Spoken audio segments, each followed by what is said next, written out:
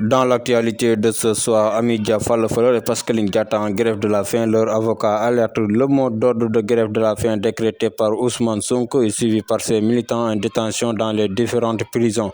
Maître Kourechi Ba renseigne que ses clientes Ndeye Amidia Fallefeuler et Pascaline Diatta et 7 autres militantes de PASTEF, tout en détention à la prison des femmes du camp pénal, ont entamé une guerre depuis dimanche, une lutte douloureuse contre les affres de la faim et de la soif, dit l'avocat détaille-las. Toujours dans l'actualité du pays, Pape Alé Niang, très malade, annonce un plan d'action pour exiger sa libération.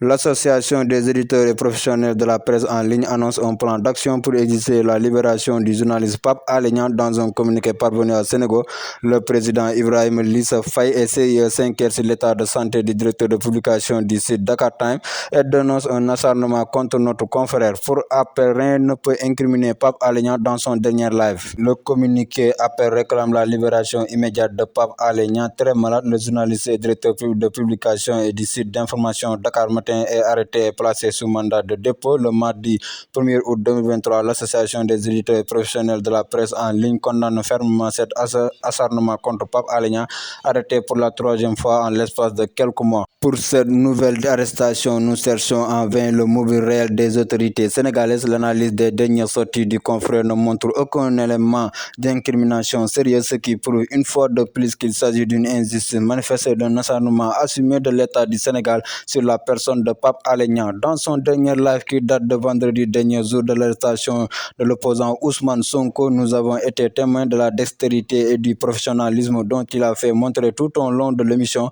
Il a même coupé la parole à des intervenants qui subrepticement ont cherché à appeler les jeunes à sortir dans la rue.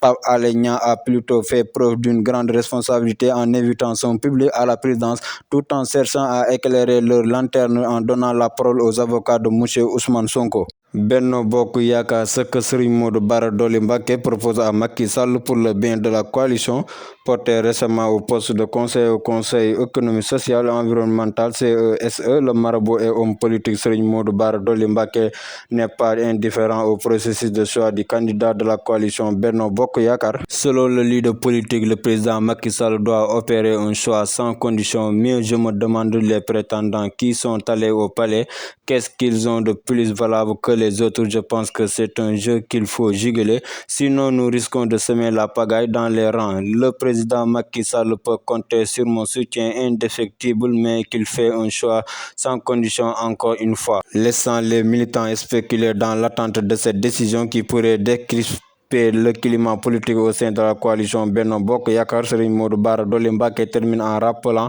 les urgences de l'heure et les enjeux de la présidentielle 2024 qui doivent pousser les partisans du président à se tenir prêts pour une victoire éclatante. Macky Sall a reçu ce jeudi les prétendants pour leur soumettre une charte à signer. Les candidats à la candidature pour l'élection présidentielle de février 2024 se sont retrouvés ce jour autour du président de la coalition Benno Bokk Yakaar pour discuter de la charte de Benno Bokk Yakaar et de la majorité présidentielle. Lit-on dans ce document qui révèle qu'à l'issue de cette rencontre, le projet de charte a été amendé et enrichi. Terminons l'actualité avec la mort du jeune conducteur de scooter Birahim Seck. Demande au ministre de l'Intérieur d'ouvrir une enquête.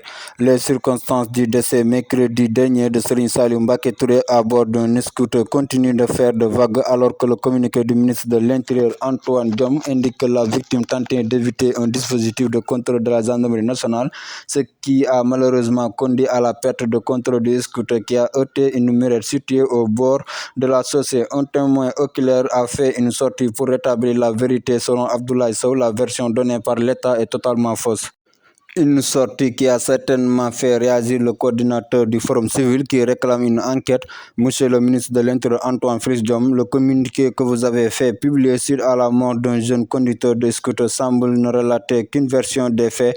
Au-delà des circonstances présentées, il est nécessaire d'ouvrir une enquête, a dit Birahim Seck à travers un post publié sur son compte Twitter. Selon le témoin oculaire, les gendarmes ont jeté une pierre sur le scooteriste avant de le tirer sur terre avec une corde.